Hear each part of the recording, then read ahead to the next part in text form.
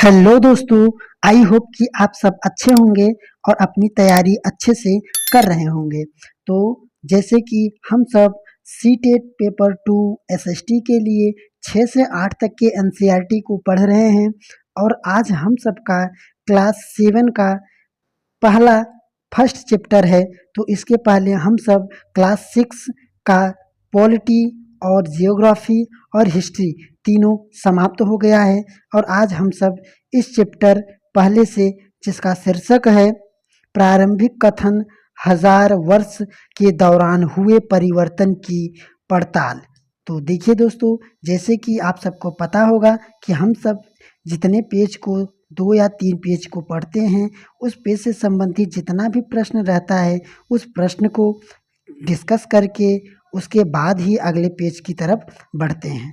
तो चलिए दोस्तों, अच्छा है कि आप सबको वीडियो अच्छा लग रहा होगा। अगर अच्छा लग रहा होगा तो आप सब चैनल को सब्सक्राइब करें और अपने अन्य मित्रों के साथ शेयर करें। और देखिए दोस्तों, जैसे कि आप सबको इस बात का पता लग गया होगा जो 2 या तीसरी बार देने जा रहे होंगे पेपर, तो देखिए जब तक आप एनसीईआरटी को ऐसे थ्योरी या तो लाइन बाय लाइन ऐसे कहानी रहे या तो जो भी मैटर रहे उसमें अगर ऐसे पढ़कर नहीं जाएंगे तो यही होगा, या तो आप सिर्फ 2 या 3 नंबर से फेल होकर आएंगे, वारा तिवारा देना पड़ता है।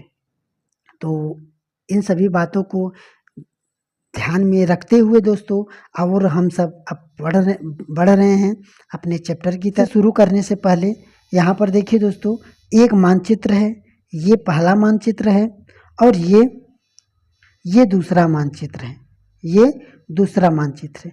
ये दोनों मानचित्र भारत के ही हैं। ये दोनों मानचित्र जो हमारा भारत है, भारत का मानचित्र इस समय देखे होंगे। इससे पहले ऐसे हम सबका भारत का मानचित्र था। ये वाला आप सबको थोड़ा बहुत समझ में आ रहा होगा, पर ये जो पहला वाला मानचित्र है इसको तो आप सब नहीं समझ पा रहे होंगे। तो देखिए, ये दोनों मानचित्र अपने भारत का ही है, ये अपने भारत का मानचित्र ही है। अब देखिए इन सब के बारे में, या ये वाला मानचित्र कौन बनाया था और ये मानचित्र कौन बनाया था, इन मानचित्र को कैसे दर्शाया गया है, कहाँ से देश कौन सा देश कैसे दर्शाया गया है और उस मानचित्र में कौन से देश किस तरह दर्शाए गए हैं, इन्हीं के बारे में आज पढ़ेंगे। और उसके बाद और भी टॉपिक हैं, उन सबको डिस्कस करते हुए अब देखिए इस सिर्फ मानचित्र से अब जैसा होगा प्रश्न बनेगा, फिर उसके बाद हम सब अगले टॉपिक और अगले पेज। और ये देखिए पूरा एनसीईआरटी का ही पूरा ऐसे चैप्टर ही है दोस्तों, इसमें कोई भी एडिटिंग वगैरह नहीं है। जैसा एनसीईआरटी का जो चैप्टर है उस चैप्टर को ही हम पढ़कर अच्छे से जितना इम्पोर्टेंट है उसको हाईलाइट किए हैं, उसको प्रश्न को खोजकर इस प्रश्न को सेट किए हैं।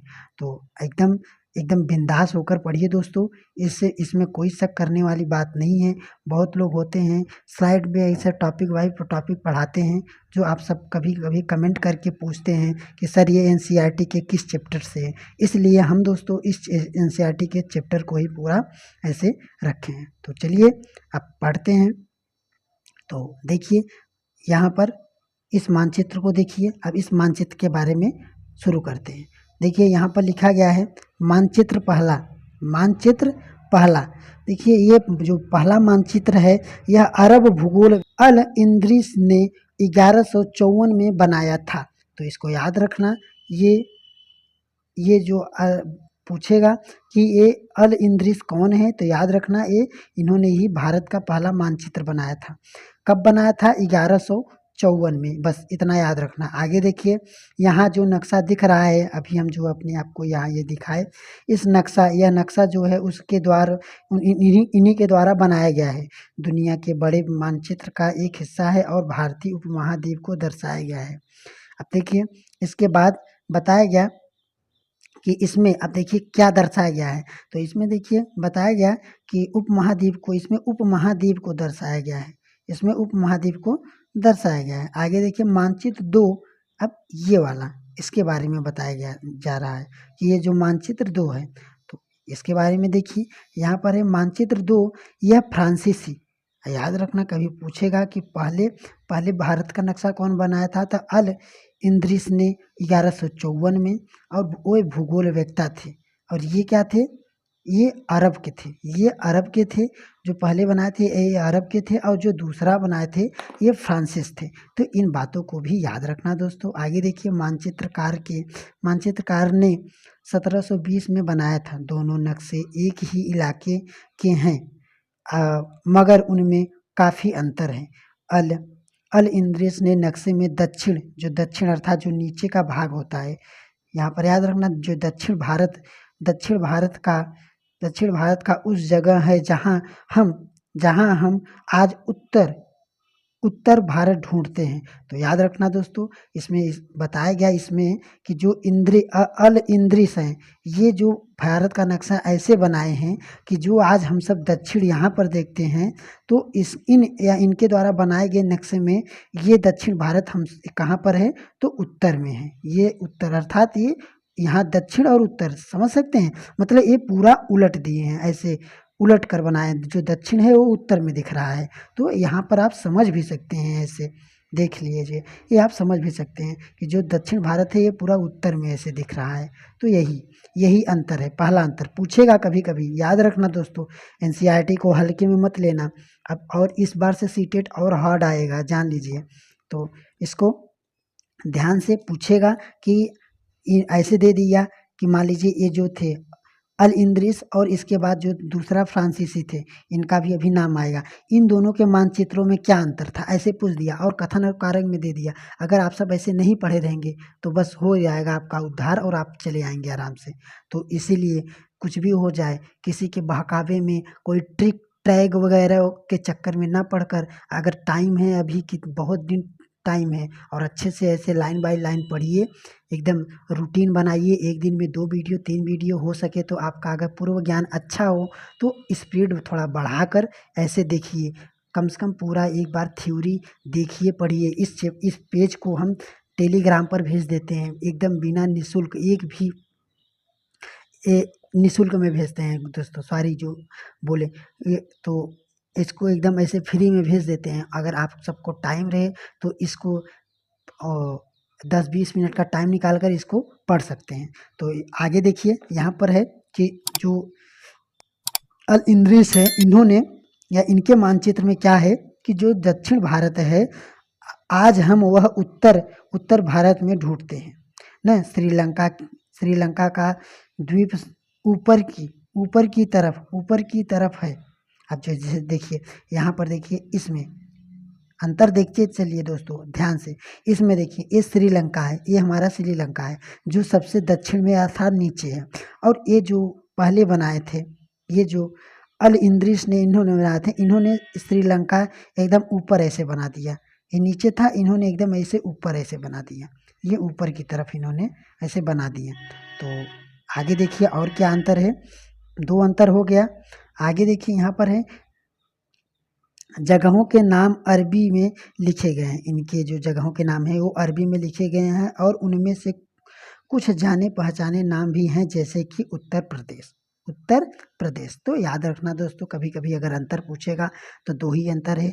जो 3 अंतर है कि जो दक्षिण भारत है वह उत्तर भारत में हम आज पाते हैं, उसको ढूंढते हैं, और ये जो श्रीलंका जो नीचे दक्षिण में है वो हम उत्तर में पाते हैं। और ये जो दर्शाए गए हैं उसमें जो सभी राज्य थे वो अरबी में दर्शाए गए थे। बस याद रखना इतना।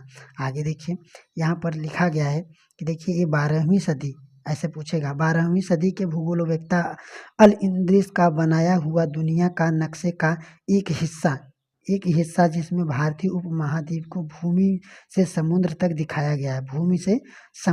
दिखाया गया है। तो इसको याद रखना, कभी ऐसे पूछ देगा कि किन के नक्शे में, या किन नक्शे में उपमहाद्वीप को भूमि से समुद्र तक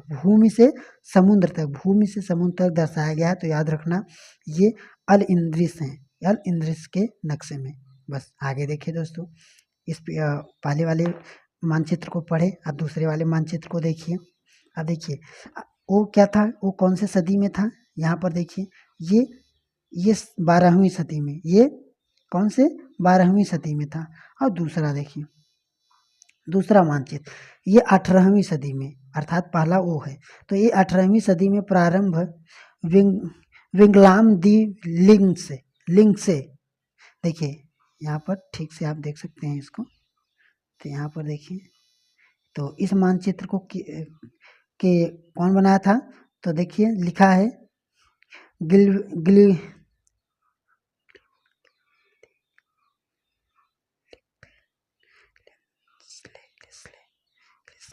तो देखिए इस मानचित्र को, दूसरा वाले मानचित्र को ग्लिवान दी लिक्सले लिक्सले ने लिक्सले ने तो सॉरी, देखिए फिर से, तो देखिए ये दूसरा जो मानचित्र है, ये दूसरा वाले मानचित्र 18वीं सदी में प्रारंभ में 18वीं सदी के प्रारंभ में लिंगवाल दी लिस्ले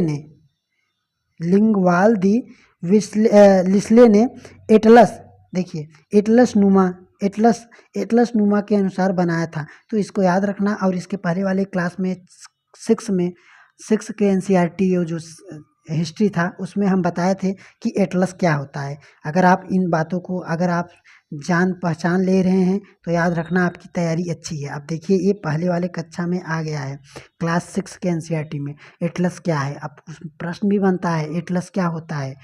तो अगर आपको नहीं समझ में आए तो जान लीजिए आपका तैयारी नहीं है, कितना भी पढ़े रहिए दोस्तों। आगे देखिए, अब यहाँ पर देखिए, यहाँ पर पढ़े कौन बनाया इसको। आगे यहाँ पर है कि देखिए, यह उपमहाद्वीप कन्नौज मानचित्र दूसरा, पहला मानचित्र दूसरा, जो मानचित्र ये दूसरा है, पहले मानचित्र के बनाने के लगभग 600 वर्ष बाद, पहला 12वीं सदी में और ये 18वीं सदी में, आप ऐसे देख सकते हैं। तो ये 600 वर्ष के बाद बनाया गया। इस काला अवधि में उपमहाद्वीप के बारे में सूचनाएं काफ़ी बदल गई थी। यह नक्शा में ज़्यादा परिचित लगेगा, मतलब इस समय के जो ज़्यादा मतलब रिलेट कर रहा है, अर्थात दिख रहा है कि हाँ थोड़ा सेम है न। उसमें विशेषकर तटीय इलाकों में बराबरी ब्यौरों देखकर आश्चर्य होना। यूरोप के नाविकों तथा व्यापारी अपनी समुद्र यात्रा के लिए इस नक्शे का इस्तेमाल करते थे। तो याद रखना, ये इसलिए देखिए, इस वाक्य को हम इसलिए हाईलाइट किए हैं दोस्तों, बेफालतू नहीं, क्योंकि हमने इसको पढ़ा है। पढ़ने के बाद हमने एमसीक्यू में गए हैं, देखे हैं, पूछा गया है, ये पूरा ऐसे वाक्य ही पूछा गया है कि अब कभी पूछ देगा कि किन मानचित्रों का या किन के मानचित्रों का व्यापारी लोग समुद्र यात्रा में प्रयोग करते थे। तो याद रखना, उनमें ऐसा कोई, जो पहला वाला मानचित्र था उनमें ऐसा कोई वाक्य मिला नहीं। अब वहाँ पर ऐसे इन्हीं का नाम दे देगा, उनका भी नाम दे देगा, तो आप कंफ्यूज हो जाएंगे। तो इसीलिए बोल रहे हैं दोस्तों बार बार कि एनसीईआरटी को एकदम लाइन बाय लाइन पढ़िए और एकदम गहन अध्ययन करिए, तभी आप जान लीजिए एनसीईआरटी जो है उसको समझ पाएंगे। नहीं तो ऐसे जो पढ़ा रहे हैं कि बस टॉपिक पढ़ा देंगे और आप पढ़ लेंगे, बस कुछ समय के लिए बस हो जाएगा। उन पर विश्वास है, उनके ऊपर विश्वास होकर अच्छे टीचरों के ऊपर विश्वास हो जाएगा कि हाँ यार ये जो पढ़ाएंगे अच्छा पढ़ाएंगे, बस अपने ऊपर खुद विश्वास नहीं होगा। तो जब ऐसे एनसीईआरटी को आप सबके सामने कोई भी एडिटिंग नहीं किया गया है, सेम टू सेम चैप्टर का ही ऐसे रखे हैं, तो आप सबके अंदर थोड़ा फील भी होता होगा कि यार ये एनसीईआरटी का पूरा चैप्टर ही है। और जब वो स्लाइड पर ऐसे पढ़ाते हैं, हाँ आज मानचित्र बताएंगे, अब मानचित्र में क्या क्या बता दिए, बस आप ऐसे मानचित्र को ऐसे सुन लिए उनके बारे में, बस आपको नहीं पता होगा कि यार मानचित्र पहला दूसरा तीसरा कौन सा कैसे, ऐसे कभी कभी नहीं दिखाते हैं दोस्तों, क्योंकि स्लाइड में ये सब संभव नहीं हो पाता है ऐसे कि ये सब भी दिखा पाएँ उसमें। तो चलिए, आशा है कि आप सब समझ पाए होंगे। तो देखिए यहाँ पर लिखा गया है, जो यूरोप के नाविक तथा व्यापारी समुद्र यात्रा के लिए इस नक्शे का इस्तेमाल करते थे। कौन नक्शे का? ये जो इन्होंने बनाया था 18वीं सदी वाले नक्शे का। ऐसे भी पूछ देगा। आगे देखिए, लेकिन अब भीतरी इलाकों पे नज़र डालें तथा इसमें से उत्तर की ब्यौरे हैं जिनके समुद्र तट पर वाले हिस्से में व गंगा के भाग में देखें। इसी तरह से दर्शाया गया है कि मानचित्र में तटीय भीतरी इलाकों के बीच ब्यौरों अपने बारीकी को अंतर अपने ख्याल में उनका कारण दे। तो देखिए दोस्तों, ये ज़्यादा कुछ नहीं था इसमें, ये ऐसे ही हमने कहानी के माध्यम से थोड़ा बताया आपको। यहाँ पर देखिए, इसमें भी ज़्यादा कुछ नहीं है। तो अब आगे देखिए, इसमें अब कुछ नहीं है। यहाँ पर देखिए, ये यहाँ पर तो लिखा गया है कि नई एवं पुरानी शब्दावली। अब यहाँ पर देखिए ये नया टॉपिक हम सबका चालू हुआ। तो यहाँ पर अब हम मानचित्र के बारे में पढ़ें। अब हमारा नई टॉपिक चालू हुआ, नई एवं पुरानी शब्दावली। शब्दावली का मतलब समझ सकते हैं दोस्तों, जैसे कि आप सब आज हम सब जानते हैं कि भौरा होता है ना, भौरा को पहले क्या कहते थे, या भौरा का कभी कभी देखे होंगे अंग्रेजी में भी 2-3 नाम होते हैं, हिंदी में भी कभी कभी देखते हैं पर्यायवाची, तो एक अक्षर का 2-3 पर्यायवाची होता है। तो यही बताया गया है इसमें। तो आगे देखिए, आगे लिखा है कि अगर समय के साथ साथ सूचनाओं के संदर्भ में बदलते हैं जो तो भाषा और अर्थों के साथ क्या होता है। ऐतिहासिक अभिलेख कई तरह की भाषाओं में मिलते हैं और ये भाषाएं भी समय के साथ साथ बहुत बदलती हैं। भाषाएं भी समय के साथ साथ बहुत बदलती है। उदाहरण के लिए मध्य युग में, याद रखना इसको। देखिए दोस्तों, जहाँ अगर हम ऐसे हाईलाइट करके बता रहे हैं, प्लीज एकदम ध्यान से उसको कंठस्थ करते चलिए दोस्तों। अभी हम प्रश्न में उसको दिखाएंगे और आप प्रीवियस ईयर दोहराना, फिर उसमें देख लेना, ज़्यादा आप सफाई देने की ज़रूरत नहीं है हमें। तो याद रखना। अब देखिए यहाँ पर लिखा गया कि जो मध्य युग की फारसी आधुनिक फारसी भाषा से भिन्न है। जो मध्य युग में जो फारसी बोली जाती थी और आज जो फारसी बोली जाती है आधुनिक फारसी से, ये अब भिन्न हो गई है। अब इसमें थोड़ा परिवर्तन आ गया है, भिन्न हो गई है। भाषा तो एक ही है ना, परिवर्तन कैसे आ सकता है, पर आ गया है। क्यों? शब्दावलियों के माध्यम से। क्योंकि एक ही शब्दावली का अब अलग अलग अर्थ निकलने लगा। अब उस समय क्या अर्थ निकलता था, उसमें क्या बोलते थे, इस समय उसी एक ही शब्द का अलग अर्थ निकाल कर बोल रहे हैं, इसलिए भाषा में भी परिवर्तन आ गए। बस याद रखना। आगे देखिए, यह विभिन्न सिर्फ व्याकरण या यह विभिन्नता जो हुई, ये सिर्फ व्याकरण शब्द भंडार, वही जो शब्दावली अभी हमने बोला, शब्द भंडार में ही नहीं आई, समय के साथ साथ शब्दों के अर्थ में भी बदलाव आ गए, जो अभी हमने समझाने का आपको प्रयास किया। तो ये भी व्याकरण में भी और शब्द भंडार एवं शब्दों के अर्थों में भी बदलाव आए। आगे देखिए, अब उदाहरण दिया गया इसमें। देखिए जैसे हिंदुस्तान शब्द ही लीजिए। आज हम इस आधुनिक राष्ट्र या राज्य भारत के अर्थ में लेते हैं। तो देखिए, जैसे ये जो हिंदू है या हिंदुस्तान है, देखिए ये जो हिंदुस्तान है, ये जो हिंदुस्तान शब्द है, ये हिंदुस्तान, पहले इसी भारत को हम हिंदुस्तान कहते थे, आज जाकर ये भारत हो गया, पर है यही। पहले हम क्या बोलते थे इसको, हिंदुस्तान, आज ये भारत हो गया। आगे देखिए लिखा गया है 13वीं सदी में जब फारसी के इतिहासकार, यहाँ पर याद रखना, इस पॉइंट को बार बार बता रहे हैं, जो बता रहे हैं उसको याद रखना इसको। यहाँ पर देखिए ये फारसी इतिहासकार हैं, ये फारसी इतिहासकार क्या नाम है, तो मिन्हाज। तो देखिए यहाँ पर लिखा गया कि फारस के इतिहासकार मिन्हाज ए सिराज, ये फारसी इतिहासकार थे। तो इन्होंने देखिए अब क्या कहा, तो देखिए मिन्हाज ए सिराज ने हिंदुस्तान शब्द का प्रयोग किया था। अगर आपको ऐसे नहीं पढ़ेंगे तो देखिए यहाँ पर बोला गया कि हिंदुस्तान शब्द का प्रयोग किसने किया था, तो हिंदुस्तान शब्द का प्रयोग फारसी के इतिहासकार थे। और वो कौन थे, तो मिन्हाज ए सिराज ने हिंदुस्तान शब्द का प्रयोग किया था। अब मान लीजिए ये एकदम हाईलाइटेड क्वेश्चन हो गया, याद रखना। अब एनसीईआरटी और वन लाइनर में क्या फ़र्क होता है, ये हम बता रहे हैं। ये मान लीजिए हाईलाइटेड क्वेश्चन हो गया कि हिंदुस्तान शब्द का प्रयोग किसने किया था, कभी न कभी सभी बता देंगे कि मिन्हाज ए सिराज। अगर पूछ दिया कि हिंदुस्तान शब्द का प्रयोग करने वाले मिन्हाज ए सिराज कहाँ से थे, किस देश से थे, तो याद रखना ये फारसी थे। कौन से थे, फारसी इतिहासकार थे। ऐसे ये है एनसीईआरटी को पढ़ने की तरीका, और ऐसे प्रश्न बनता है। वो दिन भूल जाइए कि वन लाइनर जो हाईलाइटेड रहता है वो बन जाएगा। कभी नहीं पूछेगा आपको कि हिंदुस्तान शब्द का प्रयोग किसने किया था, मिन्हाज ए सिराज, बस बात ये भूल जाइए। ऐसे पूछेगा, उलझाएगा आपको कि हिंदुस्तान शब्द का प्रयोग करने वाले मिन्हाज ए सिराज किस देश के इतिहासकार थे। याद रखना। तब पूछेगा आप फारसी, फारसी पे तो आप नोटिस किए नहीं रहेंगे। तो आगे देखिए, आप इसलिए बोल रहे हैं। आगे देखिए, अब देखिए यहाँ पर लिखा गया कि इन्होंने तो प्रयोग किया था, तो उसका आशय, तो जब उन्होंने प्रयोग किया था तो उनका आशय कहाँ तक था? तो उनका आशय सिर्फ पंजाब था। तो उनका आशय क्या था? पंजाब था, हरियाणा था और गंगा यमुना के बीच के स्थित इलाके थे।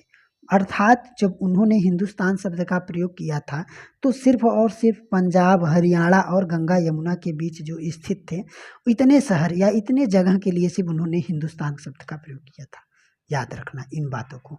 तो ऐसे पूछेगा कि जो मिन्हाज ए सिराज थे वो कितने या कहाँ के लिए हिंदुस्तान शब्द का या कितने इलाकों के लिए हिंदुस्तान शब्द का प्रयोग किया था।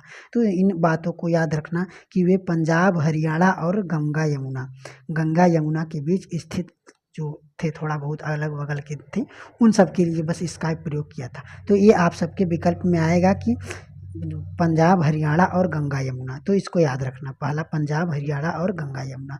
प्लीज़ दोस्तों एकदम ध्यान से। और अगर आप सबको अच्छा लगे तो चैनल को सब्सक्राइब कीजिए, प्लीज़ दोस्तों सपोर्ट कीजिए और ऐसे अच्छे से पढ़िए, क्योंकि इस समय देख रहे हैं कि सब लोग बस सब बच्चों को ऐसे बेवकूफ़ बनाकर पढ़ा रहे हैं, नोट्स बेच रहे हैं, पेड क्लास अपना सब्सक्रिप्शन ले रहे हैं, दिलवा रहे हैं बस। और कोई भी ऐसे एकदम निःशुल्क में और एकदम अथॉरिटी जो रहता है उसको नहीं पढ़ा रहे हैं। तो देखिए दोस्तों, ये सब बेवकूफ़ी के चक्कर में आप मत पड़िए कि किसी का सब्सक्रिप्शन लेकर और उसी में उसके ऊपर विश्वास करके खुद के ऊपर विश्वास ना करें। इसीलिए हम बोल रहे हैं कि अपने मन से पढ़िए और अपने मन के ऊपर अपने ऊपर विश्वास करिए कि हाँ हम पढ़े थे। हम ये नहीं बोल रहे हैं कि हमारे ही वीडियो से पढ़िए, हम बार बार बोलते हैं दोस्तों। तो अगर आप सबको वीडियो से अच्छा न लगे, समझा न पा रहे हैं आपके सूटेबल के से, तो आप इस जो पेज है, इस पेज को हम टेलीग्राम पर भेज देते हैं। और अगर आप सबको अच्छा ना लगे, समझा नहीं पा रहे हैं, आप सब समक्ष हैं, आप सबको टाइम है, तो इस पेज को हम डायरेक्ट ऐसे प्रश्न सहित भेज देते हैं टेलीग्राम पर। वहाँ से जुड़िए और इस पेज को 10-20 मिनट लगेगा, आप सबको ऐसे पढ़ डालिए अपने मन के। हम अपने मन से पढ़ेंगे और अच्छा से पढ़ेंगे। तो आगे देखिए दोस्तों, यहाँ पर है, इतना समझें कि जो मिन्हाज ए सिराज थे वो हिंदुस्तान शब्द का पहली बार प्रयोग किया था और उन्होंने पंजाब, हरियाणा और गंगा यमुना के बीच स्थित सभी इलाकों के लिए प्रयोग किया था। आगे देखिए, उसने इन शब्द का राजनीतिक अर्थ में उनके इलाकों के लिए इस्तेमाल किया था। तो ये भी देखिए दोस्तों, इतना इम्पोर्टेंट है, इसलिए हम थोड़ा स्लो पढ़ रहे हैं। तो इससे आपको थोड़ा इरिटेटेड फील हो रहा होगा। तो इससे देखिए, अगर आपको ऐसा लग रहा होगा तो आप थोड़ा स्पीड बढ़ाकर देख सकते हैं। तो पर हम समझाने का प्रयास कर रहे हैं दोस्तों, तो जितना हो सके हम अच्छे से समझाएंगे, थोड़ा स्लो में समझाएंगे तो समझ में आएगा।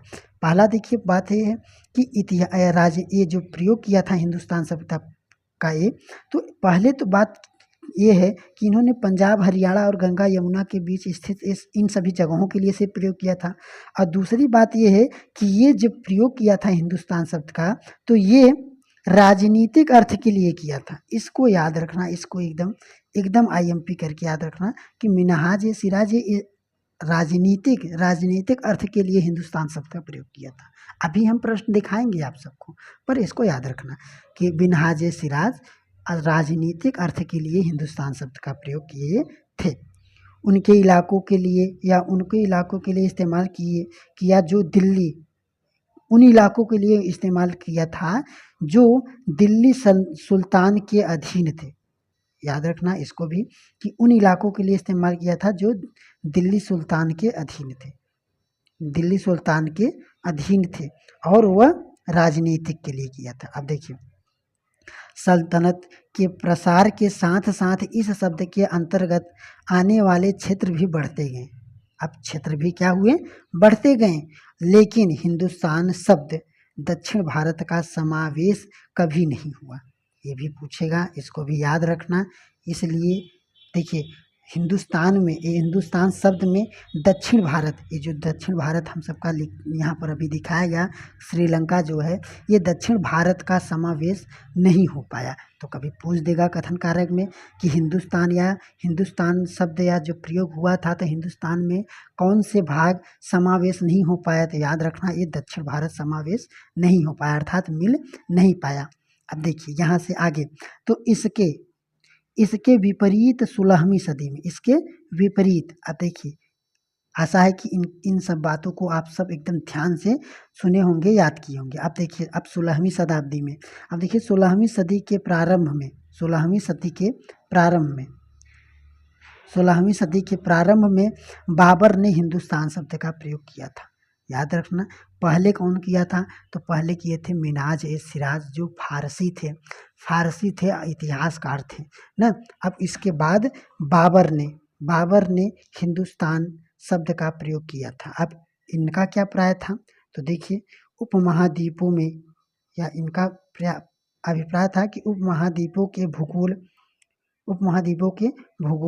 पशु पक्षी और यहाँ के जो अर्थात जो यहाँ के निवासियों थे उनकी संस्कृति का वर्णन करने के लिए किया था। ये दोस्तों इतना इम्पोर्टेंट है कि आप पूछिए मत, अगर वो नहीं पूछेगा तो ये पूछेगा, ये नहीं पूछेगा तो वो पूछेगा, बस इतना समझ लीजिए। पर इस चैप्टर से ये प्रश्न जरूर रखता है ना, तो इसको आप एकदम ध्यान से। तो देखिए जब बाबर थे तो बाबर ने हिंदुस्तान शब्द का प्रयोग किया था, उन्होंने भी, दोनों ने किया था, याद रखना। और पर बाबर ने क्या किया था, तो बाबर ने उपमहाद्वीप के भूगोल के पशु पक्षियों और निवासियों के संस्कृति के वर्णन के लिए हिंदुस्तान शब्द का प्रयोग किया था। अर्थात जैसे बताया जाता है ना कि राजस्थान की पोशाक हैं यार, जो पहनावे हैं, उनके लिए ऐसा होता है कि यार देखिए आप पहचान जाते हैं, जैसे अगर कोई राजस्थान की औरत आती है सामने, तो आप सब उनकी पोशाक से, उनकी पहनावा रहती है, उससे आप पहचान जाते हैं कि ये राजस्थानी है। तो यही बाबर जो था, ये बाबर इसी हिंदुस्तान की जो संस्कृति थी, यहाँ के जो पशु पक्षी थे, बताया जाता है जो पहले पशु पक्षी रहते थे वो जो पालते थे वे बहुत प्रेटेंट किए जाते थे। अर्थात बताया जाता है कि पहले के जो तोता वगैरह थे वे भी बात करते थे एक दूसरे की बात को समझ लेते थे। तो इन सभी बातों से प्रभावित होकर बाबर ने हिंदुस्तान शब्द का प्रयोग किया था, पशु पक्षी एवं निवासियों के संस्कृति का वर्णन के लिए। याद रखना दोस्तों। आगे देखिए, यहाँ पर वर्णन के लिए किया था। देखिए यहाँ पर है कि यह प्रयोग 14वीं सदी के, और जो यह प्रयोग है, इसका प्रयोग उन्होंने सिर्फ कर दिया था, उन्होंने सिर्फ ऐसा बोल दिया, लिख दिया। फिर इसका प्रयोग जो हुआ वो 14वीं सदी के कवि अमीर खुसरो के द्वारा प्रयुक्त शब्द, ये 14वीं सदी के कवि अमीर खुसरो द्वारा प्रयुक्त शब्द हिंद के ही कुछ समान होता है, कुछ समान था। तो याद रखना, तो ये जो बाबर और मिन्हाज सिराज थे, इन दोनों ने हिंदुस्तान शब्द का प्रयोग किया था। पर एक 14वीं सदी के अमीर खुसरो थे, कवि थे, याद रखना कवि थे, इन्होंने हिंद शब्द प्रयुक्त किया था अपने कविताओं में। तो मगर जहाँ भारत को एक भौगोलिक एवं सांस्कृतिक सत्य के रूप में पहचाना जा रहा था, वहाँ हिंदुस्तान शब्द से वे राजनीतिक और राष्ट्रीय अर्थ नहीं जुड़े थे जो हम आज जोड़ते हैं। तो याद रखना दोस्तों, मतलब बाबर ने तो मिन्हाज सिराज ने तो राजनीतिक अर्थ जोड़ा था, और बाबर ने तो सांस्कृतिक और पशु पक्षियों के वहाँ के वर्णन से जोड़ दिया। पर जो ये अमीर खुसरो थे, इन्होंने ऐसा कुछ नहीं किया था, बस वो हिंद का नाम लिखे थे, ऐसे हिंद, और वो भी पूरा नहीं, बस हिंद लिखे थे। आगे देखिए, किसी भी शब्द का प्रयोग करने में इतिहासकारों को बहुत सावधान रहना चाहिए, क्योंकि अतीत में उन शब्दों के कुछ अलग ही अर्थ थे। उदाहरण के लिए देखिए दोस्तों, इतना समझ में आया होगा। और आप देखिए यहाँ से और अच्छे से, यहाँ से भी प्रश्न बनेगा, अभी हम प्रश्न को दिखाएंगे। तो यहाँ पर देखिए लिखा गया है कि देखिए उदाहरण के लिए विदेशी शब्द, इसमें बताया गया कि इसमें जो इतिहासकार होते हैं वे इतिहासकार बहुत सावधानी से किसी शब्द का प्रयोग करते थे, बहुत सावधानी से करते थे, क्योंकि वो आगे चल के उसका अर्थ और कुछ निकलने लगता था। तो देखिए अब उदाहरण के लिए बताया गया है, जैसे कि विदेशी, जो विदेशी एक शब्द है, तो विदेशी जैसे सीधा साधा शब्द ही ले लीजिए ना, हमारे लिए आज इसका अर्थ होता है ऐसा व्यक्ति। आज के लिए, आज हम इसका विदेशी का अर्थ क्या निकालते हैं, आज के लिए हम सब विदेशी किसे कहते हैं, इसके बारे में बताया गया कि आज हम सब विदेशी किसे कहते हैं, ऐसा व्यक्ति जो भारतीय न हो। अब देखिए, बस इसको याद रखना दोस्तों, आज हम सब विदेशी किसे बोलते हैं, अर्थात जो भारत का ना हो उसे हम विदेशी बोलते हैं, यही बोलते हैं ना। मध्ययुग में माना, अब देखिए यहाँ पर आज के लिए हम सब बोलते हैं कि जो भारत का ना हो उसको हम विदेशी बोलते हैं। जैसे कि कोई कहीं गए घूमने, वहाँ के अंग्रेज आए रहते हैं, कहीं अन्य देश से आए रहते हैं, हम सब उनको विदेशी कहते हैं। अब बनारस के गए, बनारस के लोग से ही मिलेंगे तो उनको विदेशी नहीं कहेंगे। पर आज के लिए है, पर पहले लिए क्या था, पहले विदेशी शब्द का प्रयोग कैसे हुआ था, तो देखिए, तो मध्ययुग में, कब, मध्ययुग में, इसको याद रखना दोस्तों, एकदम एकदम वी क्लियर होकर कि देखिए मध्ययुग में विदेशी शब्द का किस लिए प्रयोग किया जाता था, तो मानो किसी गांव में, यहाँ पर लिखा गया कि मानो किसी गांव में, देखिए, मानो किसी गांव में आने वाला कोई भी अनजान व्यक्ति जो उस समाज एवं संस्कृति का अंग नहीं हो उसे विदेशी कहा जाता है। आप सबको देखिए दोस्तों, यहाँ पर बता दें कि इस वाक्य को पूरा ऐसे पूछेगा प्रश्न में, और अगर आप ऐसे लाइन नहीं पढ़े रहेंगे तो आप ऐसे धराशायी होकर चले आएंगे। तो देखिए यहाँ पर बताया गया कि आज हम विदेशी शब्द बस इसलिए प्रयोग करते हैं, कोई अन्य देश से आए उसको हम विदेशी कहते हैं।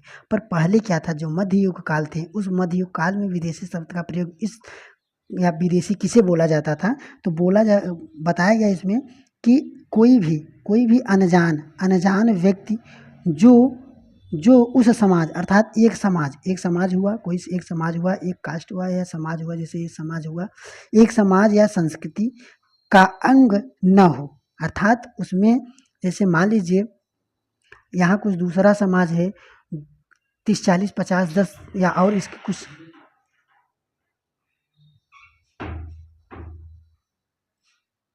देखिए दोस्तों यहाँ पर है कि आज तो हम सब विदेशी शब्द का प्रयोग इसलिए या उन व्यक्तियों के लिए करते हैं जो किसी अन्य देश से आए हैं, बस अन्य देश से आए हैं उनके लिए हम विदेशी शब्द का प्रयोग कर देते हैं। पर जो मध्ययुगीन काल था उसमें क्या था कि अगर मान लीजिए कोई अनजान व्यक्ति है और वह दूसरे समाज और संस्कृति का अंग न हो, अर्थात मान लीजिए कोई एक दूसरा समाज है, कोई दूसरा समाज है, वहाँ की कोई और संस्कृति है और यहाँ की कोई और संस्कृति है, बस उनको भी हम विदेशी कहते थे।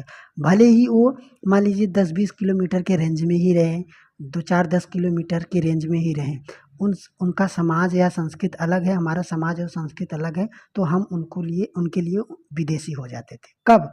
मध्ययुग काल में। पर आज ऐसा नहीं है, तो ये बात को याद रखना। आगे देखिए, ऐसे व्यक्ति जो हिंदी में परदेशी कहे जाते हैं, ये हिंदी में परदेशी कहे जाते हैं, और फारसी में इन्हें, ये फारसी, अजनबी क्या है, ये फारसी शब्द है, इसको भी याद रखना, कभी पूछ देता है कि अजनबी किस शब्द का, अरे किस भाषा का शब्द है, तो फारसी भाषा का शब्द है, कहा जाता है।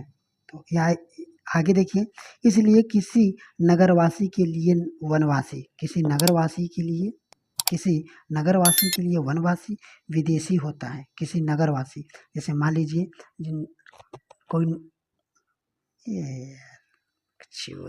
नहीं, देखिए, इसलिए किसी नगरवासी के लिए वनवासी विदेशी होता है। अगर कोई वन में रह रहा है और कोई नगर में, अर्थात गांव गरे में रह रहा है, तो अगर गांव वाला वन में गया तो वो वन के लिए, जो वन वाले में रह रहे हैं या वन में जो रह रहे हैं उनके लिए गांव नगर वाला क्या हुआ, होगा, विदेशी हो गया ना, विदेशी हो गया, बस यही समझिए। आगे देखिए, किंतु एक ही गांव में रहने वाले दो किसान अलग अलग धार्मिक एवं जाति परंपरा से जुड़े होने पर भी एक दूसरे के लिए विदेशी नहीं थे। अर्थात यहाँ पर इसके कहने का मतलब ये है कि अगर वो एक ही जाति और परंपरा, अर्थात वही धर्म और संस्कृति से जुड़े हैं, तब वो एक दूसरे के विदेशी नहीं होंगे, अर्थात एक दूसरे के लिए विदेशी नहीं होंगे। अर्थात ये नहीं कि ये इनके गांव में गए तो विदेशी हो गए और उनके गांव में गए तो विदेशी हो गए, ऐसा नहीं। अगर धर्म अलग और समाज अलग था तब हो जाता था, पर अगर एक ही धर्म और जाति के धार्मिक जाति या परंपरा से जुड़े रहते थे तब ऐसा नहीं होता था। आगे देखिए, लिखा है इतिहासकार और उनके स्रोत। इतिहासकार और उनके स्रोत। तो देखिए दोस्तों, इस पेज को पढ़कर उसके बाद हम सबका प्रश्न आएगा। तो देखिए लिखा गया, इतिहासकार किस युग का अध्ययन करते हैं और उनके खोज की प्रकृति क्या है, इसे देखते हुए अलग अलग तरह के स्रोतों का सहारा लेते हैं। उदाहरण के लिए पिछले साल अपने गुप्त वंश के शासन और हर्षवर्धन के बारे में पढ़ा है। इन दोनों वंश के बारे में देखिए, अगर आप सब क्लास 6 का एनसीईआरटी देखे होंगे तब बताए थे कि इनके दरबारी कब या इनका शासनकाल, ये सब कुछ एनसीईआरटी में है दोस्तों। आगे देखिए क्लास 6 के, इसमें देखिए लिखा गया है कि इस पुस्तक में हम मोटे तौर पर 700, इसको याद रखना है, यहाँ पर अभी प्रश्न में हम दिखाएंगे तो याद रखना। यहाँ पर लिखा गया है, इस पुस्तक में हम मोटे तौर पर 700 से 750 ईस्वी तक लगभग हजारों वर्ष के बारे में पढ़ेंगे। आगे देखिए, इस काल के अध्ययन के लिए इतिहासकार जिन स्रोतों का प्रयोग करते हैं, हमें उनको बहुत सी बातें ऐसी मिलेगी जो पिछले युग से वैसे ही चली आ रही है। मतलब इसमें बताया गया कि कोई ऐसी बात होती है जो पहले से ही है, ऐसे आज हम सब उसको एक्सेप्ट करते हुए आगे बढ़ते जा रहे हैं। इतिहासकार इस काल के बारे में सूचना इकट्ठा करने के लिए अभी भी क्या सिक्के, शिलालेख, स्थापत्य, भवन निर्माण तथा लिखित सामग्री पर निर्भर हैं।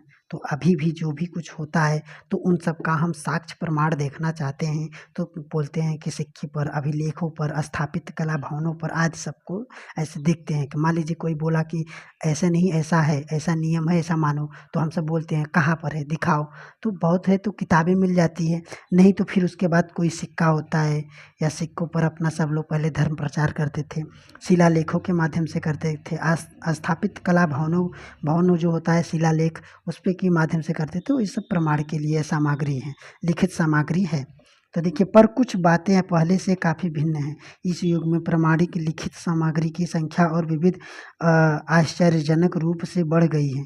इनके आगे इतिहासकार सूचनाओं के दूसरे प्रकार के स्रोतों का इस्तेमाल करते हैं।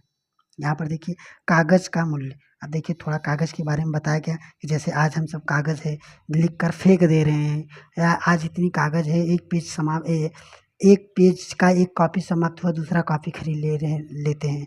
तब पर भी आगे देखिए पहले कागज़ का कैसे हुआ। तो यहाँ पर 13वीं सदी के माध्यम से। अब देखिए दोस्तों, आप सबको अगर एनसीईआरटी पढ़े होंगे, अगर जो नहीं पढ़े होंगे, अगर आपको तैयारी है तो अगर है तो ऐसा बताइए कि कागज़ का वो सबसे पहले किस देश ने प्रयोग किया था, किस देश ने कागज़ का प्रयोग किया था, अर्थात किस देश ने कागज़ का आविष्कार किया था, बनाया था। इन बातों को कमेंट करके बताओ। अगर आपका एनसीईआरटी पढ़े हैं, आप कहीं से भी पढ़े हैं, अगर आपका ऐसा ये प्रश्न का जवाब मिला तब, या मत दीजिए कमेंट में, अगर आपको अंतर्मन में हाँ है कि हाँ ये देश है तो आज जान लीजिए सही है, आप तैयारी सही कर रहे हैं। आगे बढ़िए, देखिए लिखा है 13वीं सदी के माध्यम से एक विद्वान को यह पुस्तक की प्रतिलिपि का मतलब समझ सकते हैं, एक पेज की जरूरत पड़ी। पहले कब? मध्य युग में एक विद्वान थे न, उस विद्वान को एक पेज की जरूरत पड़ी। उसके पास उतना कागज नहीं था, इसलिए उसने एक ऐसी पांडुलिपि को धो डाला जिससे उसे जरूरत नहीं थी। पांडुलिपि अब देखिए दोस्तों, इस पांडुलिपि का अर्थ आया है। तो अब इस पांडुलिपि के बारे में भी कमेंट करिए। पांडुलिपि किस किस पेड़ के छाल से बनते थे, कमेंट करिए। अगर न कमेंट कर पाए तो आप, अगर है आपके मन में कि हाँ ये ऐसा सही है, अगर है उसको जांच लीजिए, हाँ सही है कि नहीं, बस आप सही हैं, पढ़ रहे हैं अच्छे से। आगे देखिए, क्योंकि इसके पहले वाले क्लास में इन सब का जिक्र आया है। आगे देखिए, जिसकी उस जरूरत नहीं थी तो उन्होंने एक पांडुलिपि को क्या कर डाला, धो डाला, और उस धोने के बाद उस कागज को सुखवा कर उसका इस्तेमाल करिए। देख लीजिए, समझ सकते हैं कि उसमें एक पेज का कितना कीमत था। आगे देखिए, इस सदी के बाद आप बाजार में कोई भी खाद्य पदार्थ खरीदते हैं तो हो सकता है कि आपकी किस्मत अच्छी हो, जो दुकानदार वह वस्तु कागज में लपेट कर देता हो। देखिए, मतलब बस इसमें थोड़ा तुलना किया गया है कि पहले एक पेज की क्या कीमत थी और आज इस एक पेज की क्या कीमत है। आज क्या हो गई है, अगर सामान भी लेने जाते हैं, समोसा वमोसा खाने जाते हैं तो वही पेज में लपेट कर तुरंत दे देते हैं आप सबको। पर पहले क्या था कि लिखने के लिए, सिर्फ लिखने, इतना इम्पोर्टेंट बात, इतनी अच्छी अच्छी बातों को लिखने के लिए पेज नहीं थी। बस अब आगे देखिए दोस्तों, अब इतने पेज को अगर आप सही से पढ़े होंगे तो इन जो भी प्रश्न होगा 2-4, इन प्रश्नों को एकदम बेधड़क आप इन सब का उत्तर दे सकते हैं। देखिए देखिए लिखा गया है कि निम्न कथनों पर विचार कीजिए। मिन्हाज ए सिराज ने जब पहली बार हिंदुस्तान शब्द का प्रयोग किया तो उसका आशय अविभाजित भारत में स्थित क्षेत्रों से था। अविभाजित भारत में स्थित क्षेत्रों से था। दूसरा देखिए दोस्तों, यहाँ पर है कि बाबर ने हिंदुस्तान शब्द का प्रयोग उन महाद्वीपों, भूगोल, पशु पक्षियों और यहाँ के निवासियों के संस्कृत का वर्णन के लिए किया था। तो ये बात एकदम सही है दोस्तों, ये बात एकदम सही है। और दूसरा देखिए,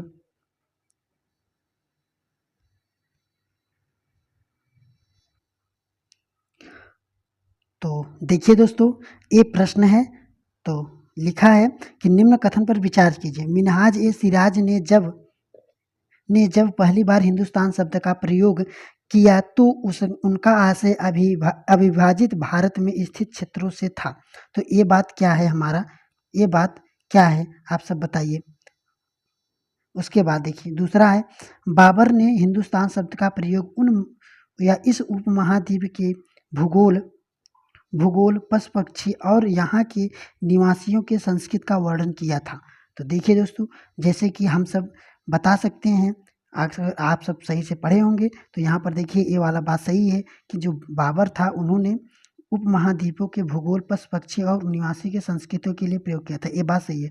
पर दूसरा जो है, जो मिन्हाज ए सिराज थे हिंदुस्तान शब्द का प्रयोग इस या यहाँ का आशय उनका क्या था कि जो गंगा, यमुना और बंगाल क्या था वहाँ, पंजाब और हरियाणा के इन क्षेत्रों के लिए प्रयोग किया था, न कि वहाँ अविभाजित भारत के क्षेत्रों के लिए प्रयोग किया था। तो हमारा पहला क्या हुआ, गलत, और दूसरा सही, अर्थात हमारा दूसरा सही हो गया।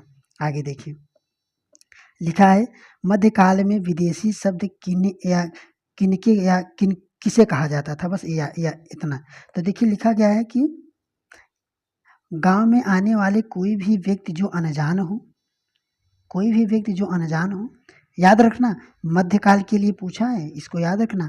आगे देखिए लिखा गया है दूसरा कि यह एक ही गांव में अलग अलग धर्म के लोग एक दूसरे के लिए यह शब्द प्रयोग करते थे। तो देखिए दोस्तों, अगर आप ध्यान से सुने होंगे तो ये बात गलत है और हमारा पहला सही है।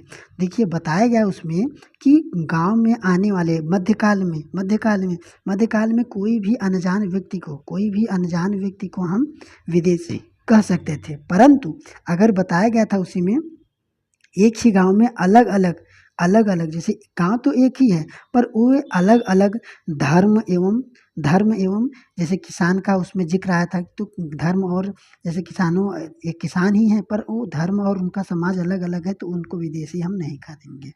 तो आशा है कि आप सबको समझ में आया होगा। अब चलिए मिलते हैं अगले वीडियो में और इस पेज या इस चैप्टर को पूरा करेंगे।